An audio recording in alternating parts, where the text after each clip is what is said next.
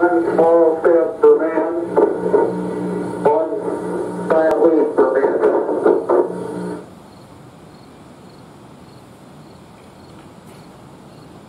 Gazing from the moon, we see one earth without borders. Mother Earth, her embrace encircling one people, humankind.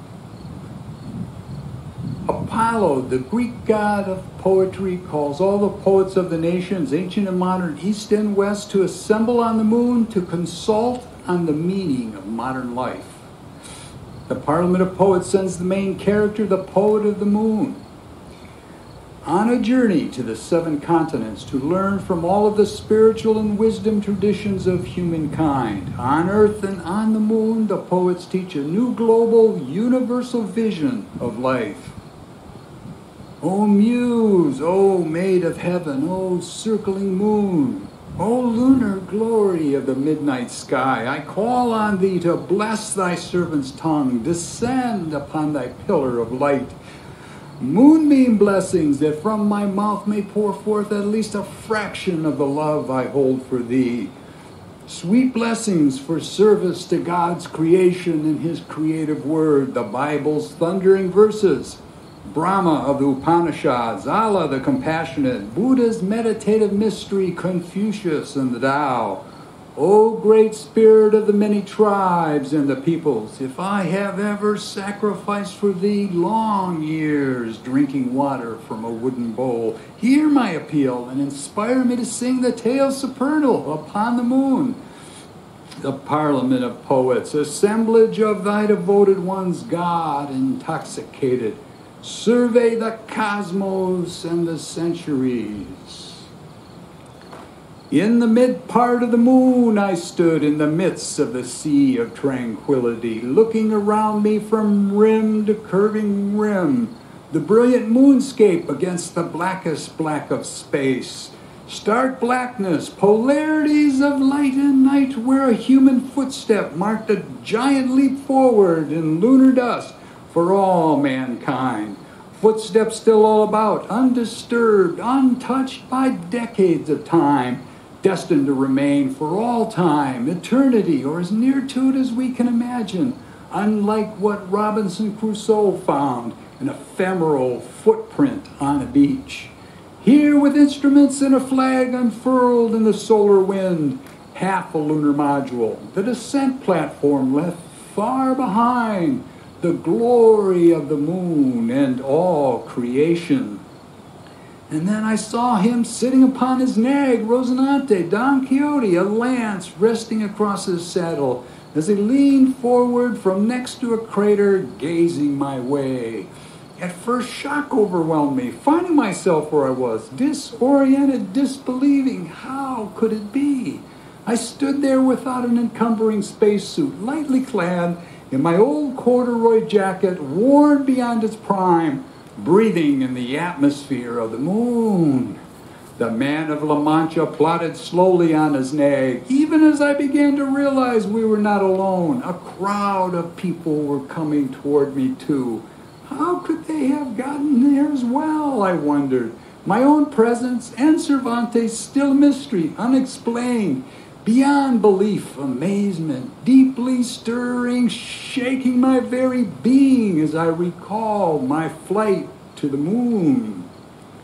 A creaking leather saddle woke me further to his nearness as he leaned closer, looking annoyed, eyeing me from his mount. So you finally made it up here? What's taken you so long? Don't give me any of your excuses. We've all been waiting for you. Here they come. Snap out of it and collect your wits. At the head of a throng of people massing across the sea of tranquility, I began to discern other old friends, long known but never met face to face, only in ink, the printer's art, or used to be.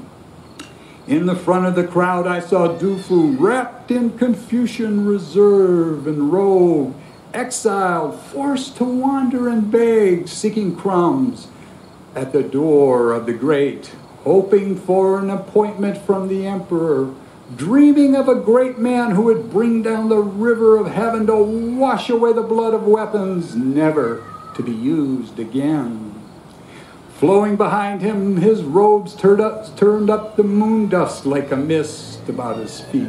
Standing still a distance away, saying with elevated dignity, "You who have been to Chang'an, welcome to the moon." Next to him stood Li Po, friend and fellow poet.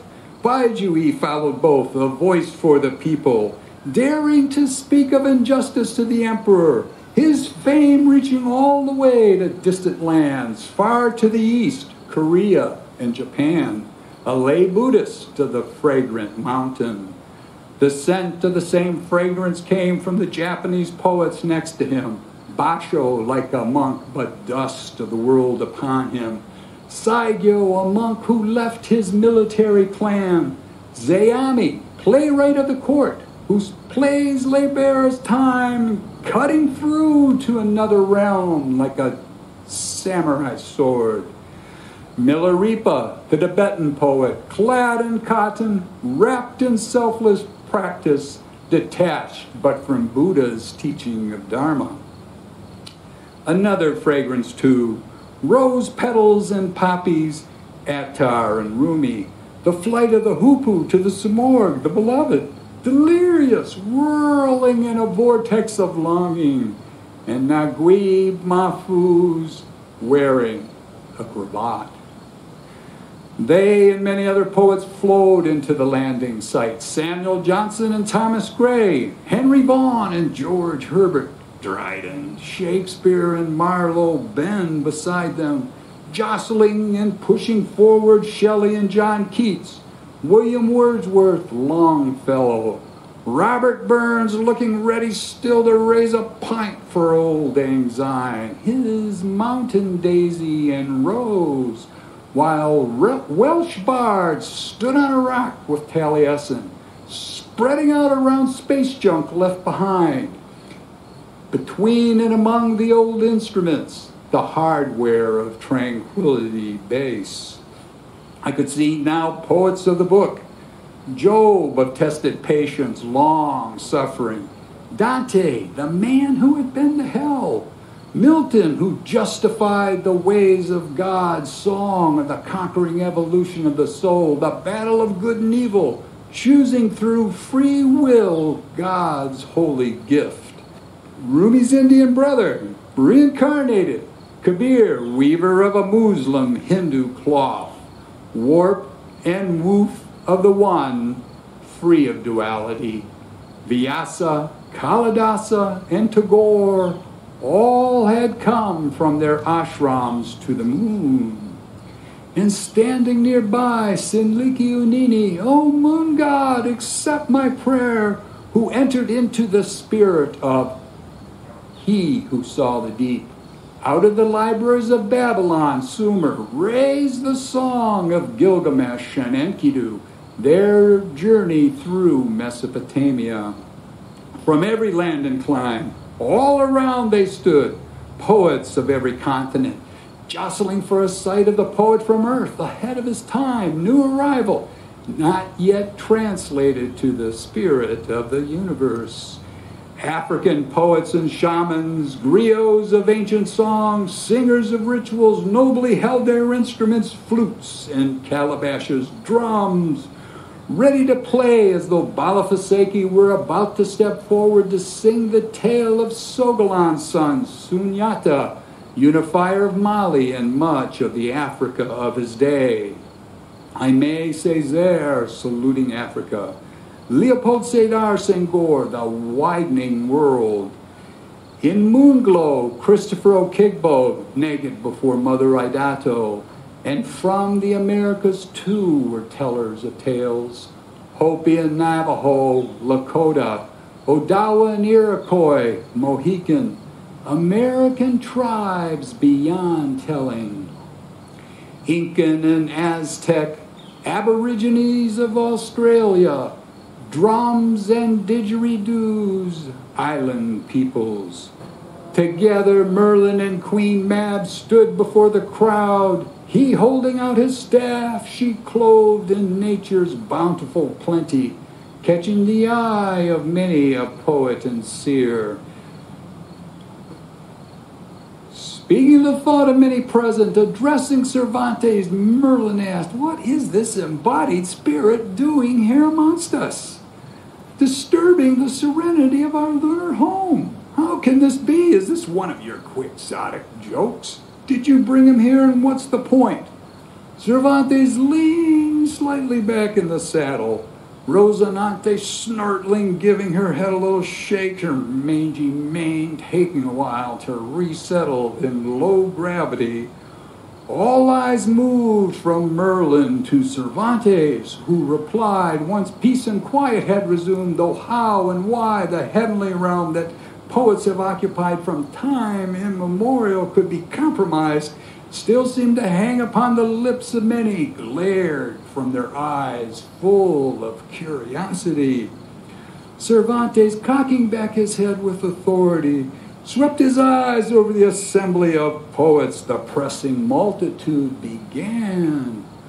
"We have all experienced the loss of the living presence in modern times. Even those who go backward show loss. Our people all lose the world their way, bewildered. Science usurping the glory of the moon, our domain, where most of us dwell even now. Just look around at all the trash the astronauts and scientists left behind, scattered about the beauty of this plane. All man's science and technology cannot understand the moon, mighty symbol of eons, visible sign uplifting men's hearts to the heavens. You all know I speak the truth. Many of our people, and even some of us, cling to nostalgia, but it is not the same as that deep experience of the divine." Lifting his lance into the air, waving it about, Rosinante leaping a pace, raising her forelegs, Cervantes exclaimed, "Obeying Lord Apollo, I challenge you. I call here a parliament of poets.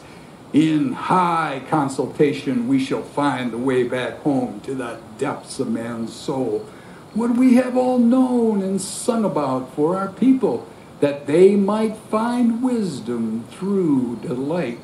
And then Cervantes said, "That is why I called you all here and sent a guide to lead this embodied spirit to the moon. Exceptional times require exceptional means. We must all pitch in and help this poet, or our cause may be lost forever. And every one of you knows you fear it watching what they're doing down there, the way the world goes from bad to worse. Put aside the old rules about embodied spirits not allowed amongst us. The astronauts didn't worry about that, did they?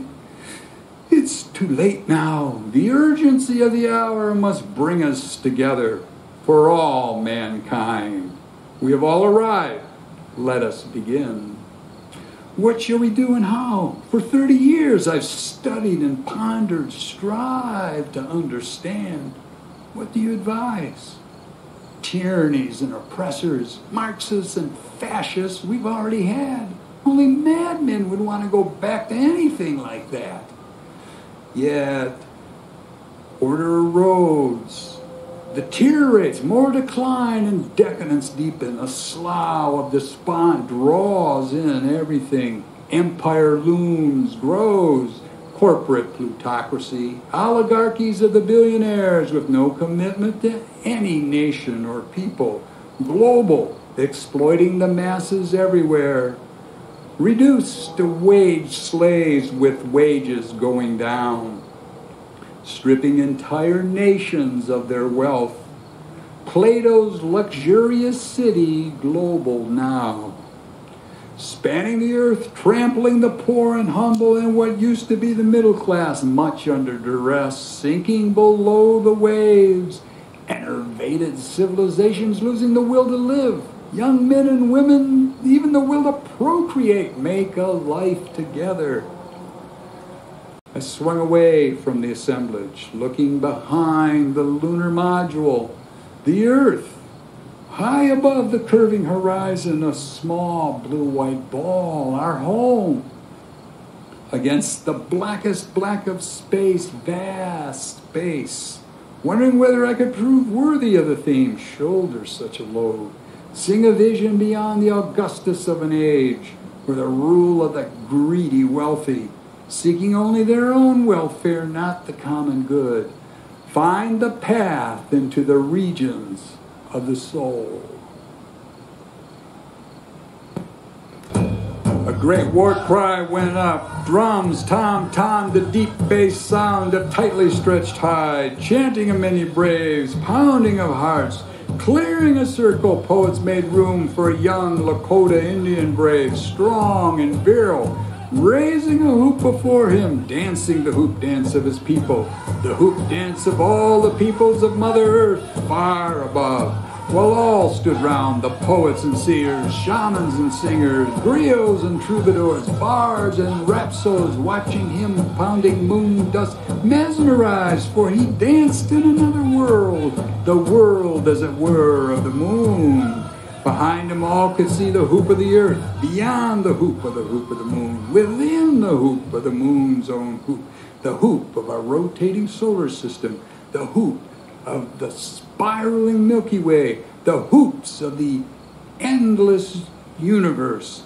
Seen by all, an even more astounding sight took place as he slowly changed into an ancient medicine man, standing proud and noble, holding a sacred hoop stick, a medicine wheel with 7 feathers suspended from it. The youth was gone. Black Elk stood before me. Behold the earth, he commanded, gesturing with his hoop stick, directing our gaze, rising like a hoop of many peoples. It is holy, being endless, broken like a ring of smoke.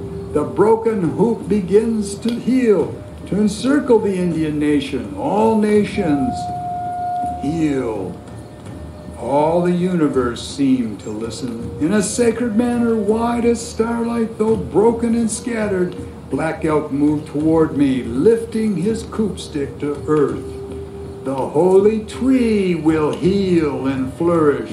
Poets and shamans bring the people back into the sacred hoop, that they might walk again the red road in a sacred manner, pleasing to Wakantanka, the great mystery, Gitche Manito, the great spirit, the great Father beyond all the names of my people, the spirit of the universe.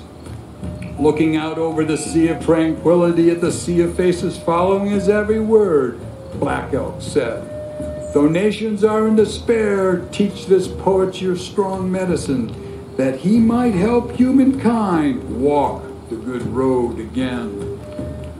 Coming down from the module, I stood before Black Elk, struggling with emotion, speechless, overcome by the vision of his words.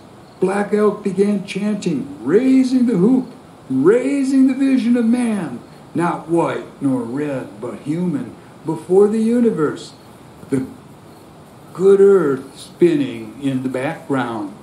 And then he said, it is hard to follow the great vision in the world of darkness. Many men get lost among the shadows. Turning round to all the assembled poets on all sides, Black Elk spoke. We must be the pathfinders for this poet.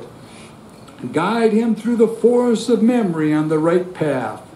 Even I despaired for my people, thought the people's beautiful dream had died, I to whom was given so great a vision.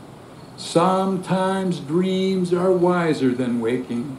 We know the center is not dead, cannot die. The great mystery watches all his children. Help this poet tend the sacred tree, bloom again at the center of the hoop. If your medicine is strong, pour it forth. And then from the Indian hunting party, another chief stepped forward, Chief Seattle, in full regalia, a headdress of eagle feathers and brocade flowing down behind him.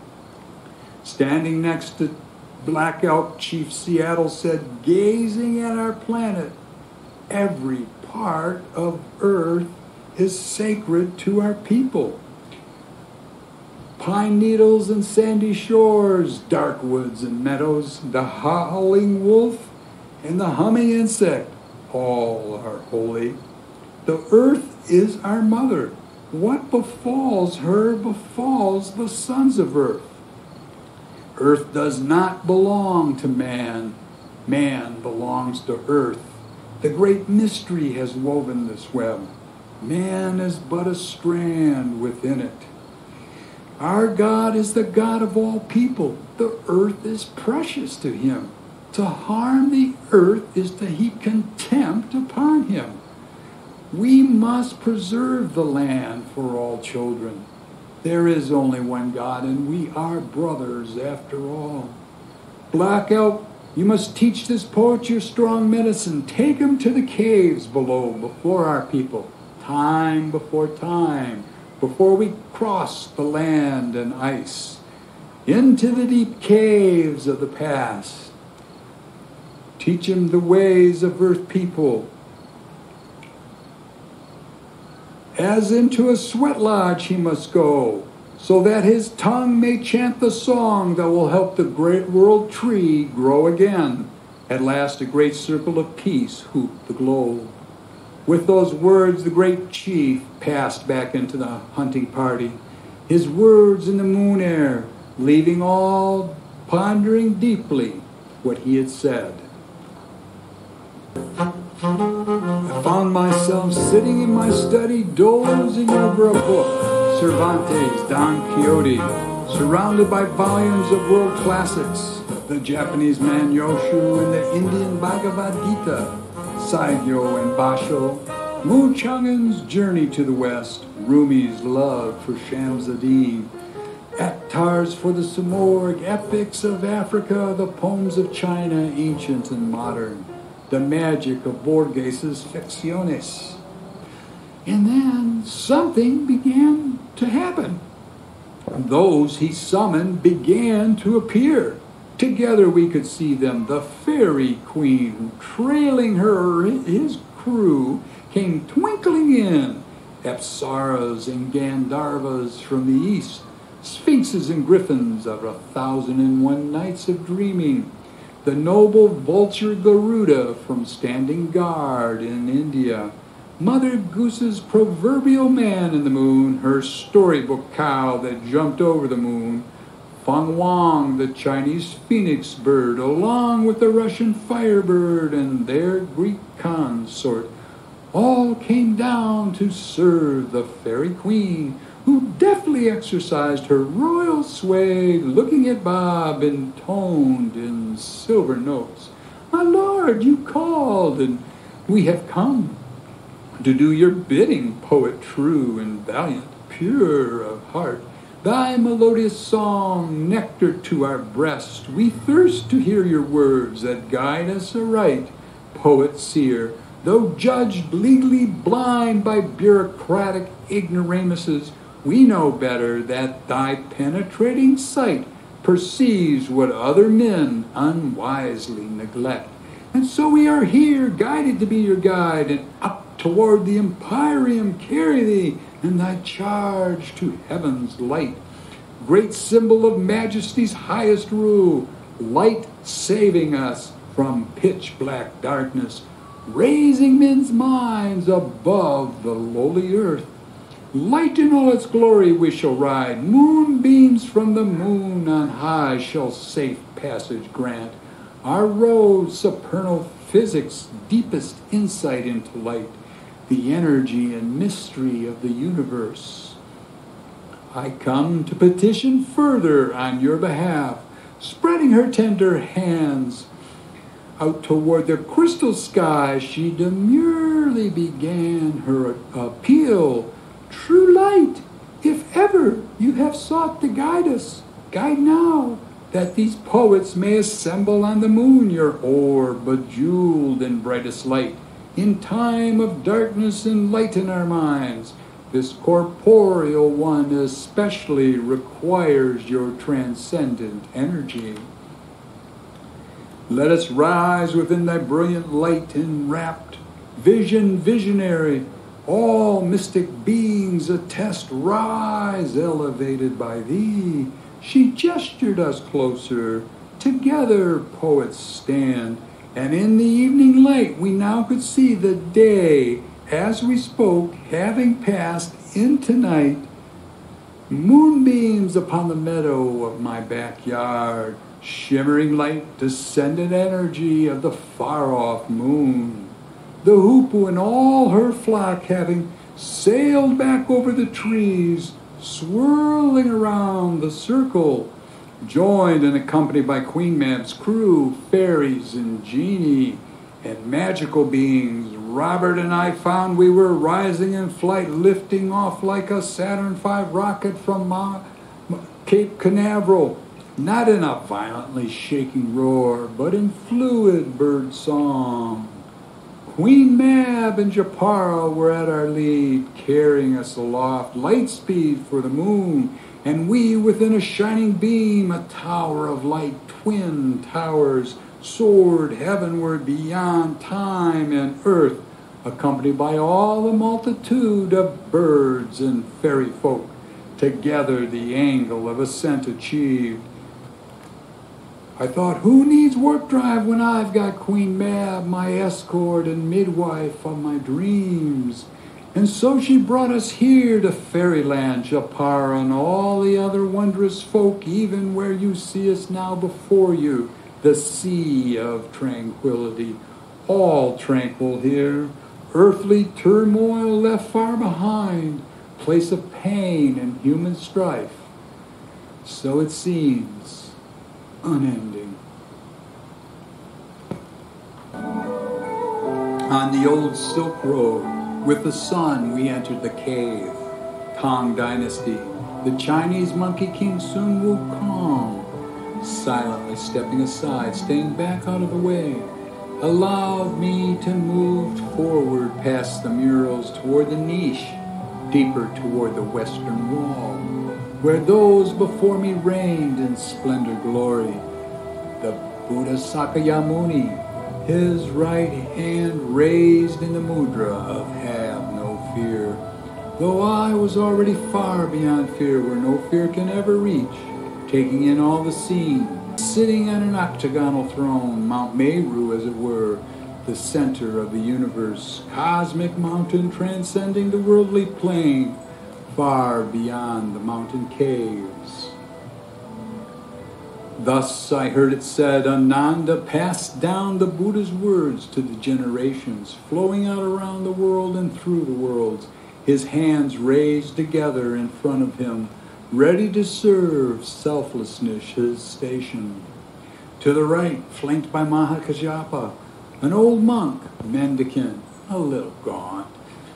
Peace to and surrender, service and protection his boon, perhaps smiling faintly, Buddha's flower sermon lingering in his mind, Chan and Zen enveloping his mind and life, successor and convener of the Sangha.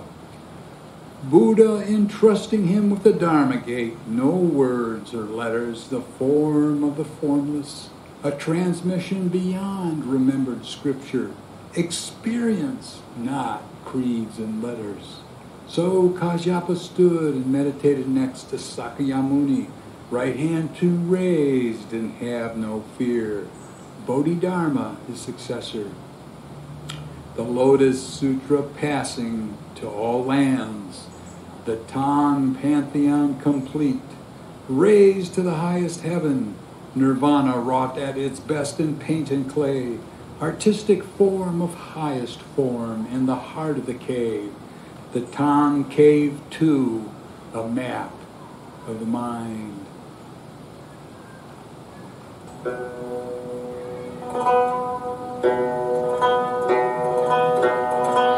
ancient capital of the Chinese Tang Dynasty, Chang'an, with the poet Du Fu.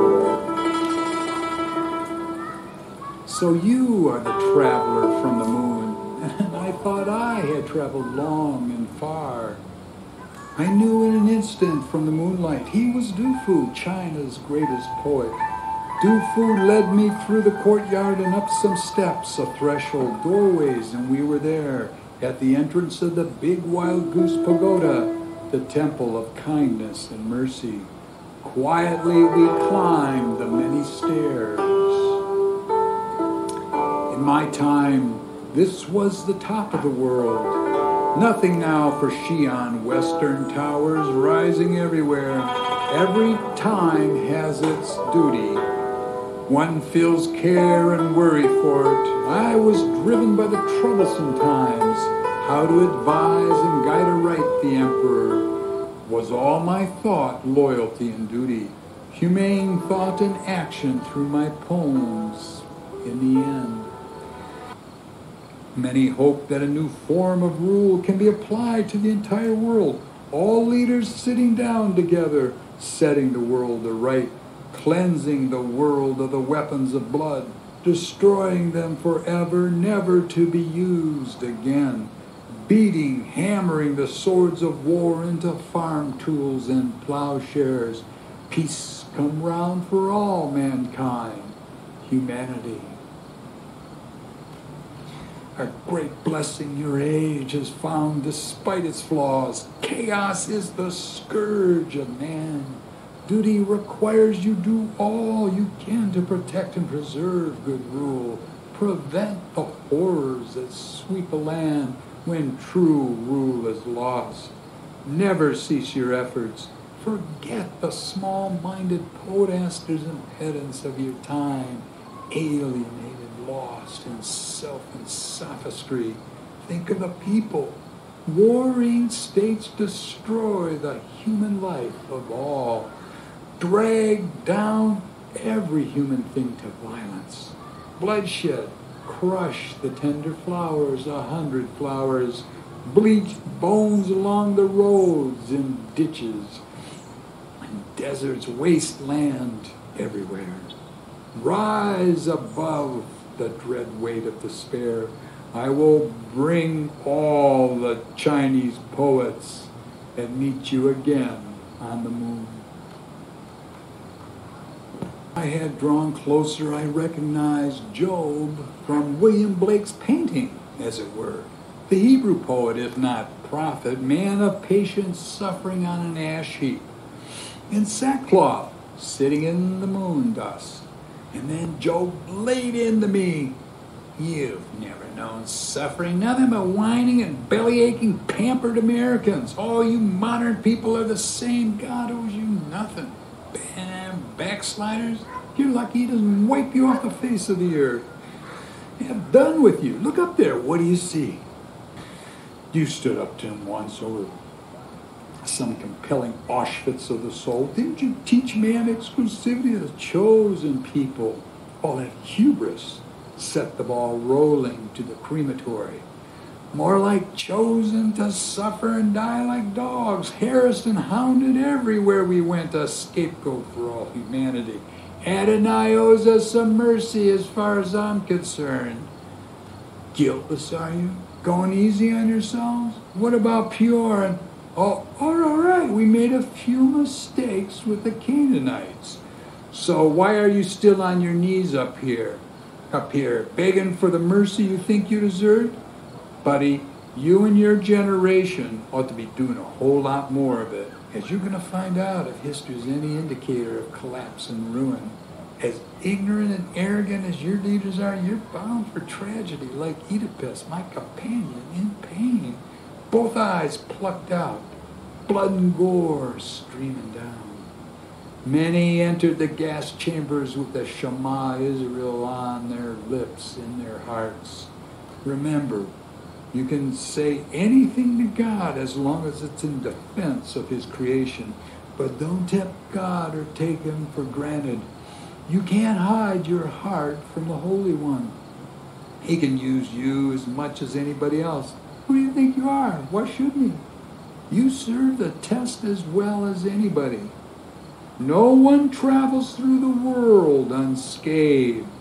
Now find a way to reach humanity.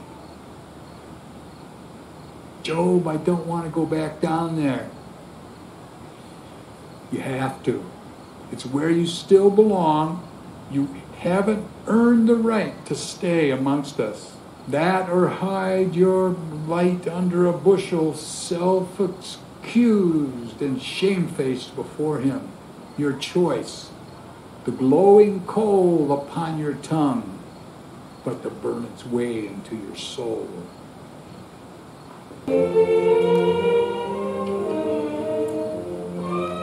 And so I stood enthralled by a granite metaphor, an image of my own heart's longing, the cathedral of Notre Dame at Chartres, the perfection of the art, glorification of the Queen of Heaven, Mother of God.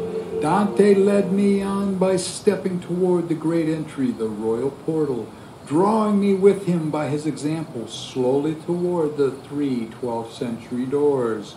Christ seated, enthroned in an oval nimbus, at the center raising his hand in blessing, surrounded by the apostles, evangelists, the prophets and kings and queens, princes, saints in Byzantine attire, glorifying and waiting in attendance, attesting to his celestial majesty, Lord supreme.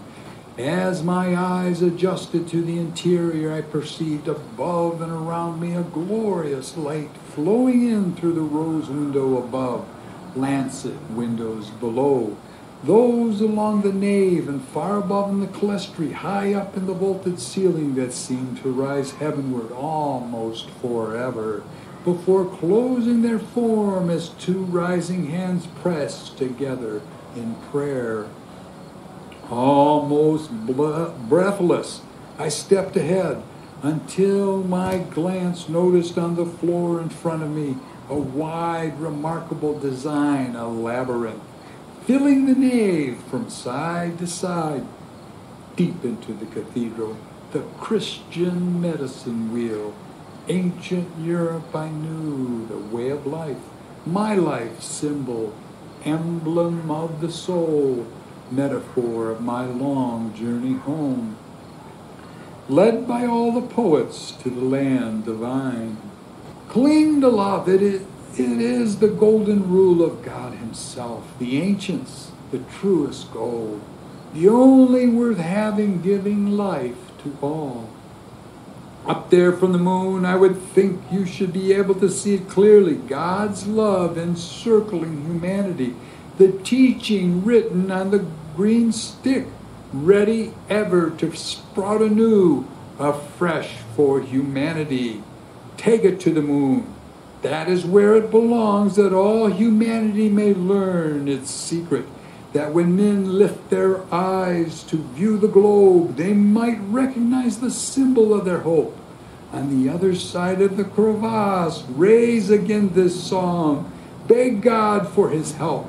All we writers are here to help you.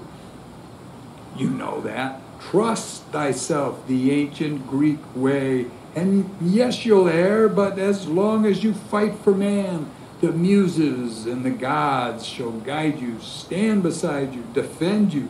Time shall sift you, the dross from the pure metal. You mustn't let yourself despair, but carry the green stick to the moon. This is your duty. God has charged you with it. I charge you with it. It is your test. Sacrifice everything for such service. Cherish the blessings you've been given. Once in a blue moon in a millennium, the gods call a poet before the people to make and raise for them an epic song. Help them rise to a higher consciousness. Don't fail to value the gift you've been given. What greater vision than this? What is human, shared by all? I spoke for my own life standing before death. Do the same. Don't worry about those who want to tear you to pieces. The sincere and honest will always understand. They always do. You have to let go. It's not about you. And so all I have are platitudes, and you've come all this way for that. Like so many fools.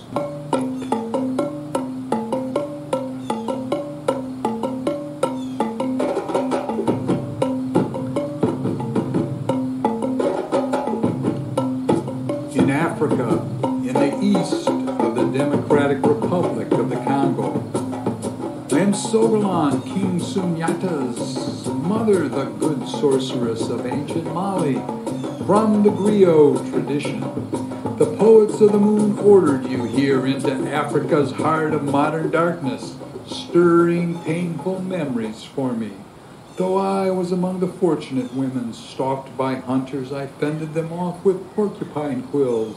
None here worse than Homer's Penelope, pursued by avaricious, lustful suitors.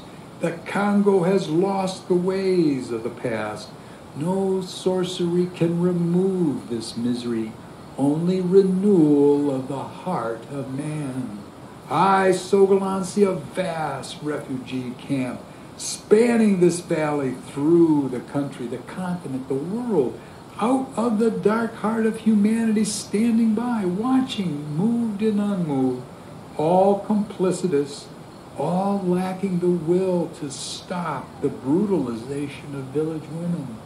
Vulnerable, weak, frail. Why do you all stand by and watch on TV? Everywhere on earth, the loss has first taken place in the human heart. For the heart of darkness exists everywhere, not only Africa by any means. Everywhere women are brutalized and raped. Man become an animal, an old and terrible sight. Every manner of violence and bloodshed unleashed, ever perpetrated by the human race, concealed behind the tribal dress, the military uniform, the three-piece suit, sucking the bones and marrow. Here is what is in man that destroys women. Here is what destroys man, making him a beast, a sick and evil creature, worse than a beast. Oh, Africa, oh, humanity, I sing the deepest grief for the young, the innocent, the gentle children done unto death, hacked with machetes and pango blades, shot and bombed, burned in their homes and villages, for the insane ideas of their parents and the world. Poet of the moon, do not forget what you have heard and seen. Take it back to the moon. Let it suffuse your deliberations. Back on the moon for the fourth time, the poet of the moon, at the sea of tranquility, all the poets were gone. I looked above, and there again, high in the sky, floated Earth, a mere golf ball in the blackness of space, a brilliantly lit blackness far away, home so far away, the mandala of our time. Resolve rose up in me, no longer despair, but determination, consecration to my task and duty. I found that I was lifting off like the ascent stage of the lunar module, headed back to space, far above the moon in seconds, propelled into lunar orbit, towards the dark side, alone in the brilliant blackness of space. The inscrutable whiteness turned to blackness. All eyes then saw the hoopoe and fellow bird come flocking in, flying around and settling on the redwood tree like birds of paradise, signs of the Lord of all the worlds. Soon they rose from the tree and became one bird, the Simorg, a bird of astounding beauty. She arose from the lunar heaven. And then all the poets stood silent, awe-struck in tears, as before a miracle, the miracle of life, the gift from the Lord of all the worlds. Homer and Virgil, Dante and Milton, Vyasa and Valmiki, Basho and Saigyo, Baijui and Dufu, Rumi and Attar, Borges and Paz, griots and shamans, Milarepa out of his Tibetan cave, Kabir too, all the way from Kashi, all the poets and singers of all the ages, the masters of the traditions of humanity, from the Antler Man and Blambo's cave. We all stood there, and I was not alone. All humanity stood there with us. We were not alone. We all felt it. the love of the unseen essence encircling us. We were wrapped in the arms of the universe. We gazed above the foliage at our home, the earth, a round hoop of beauty, dancing across an endless field of space and stars.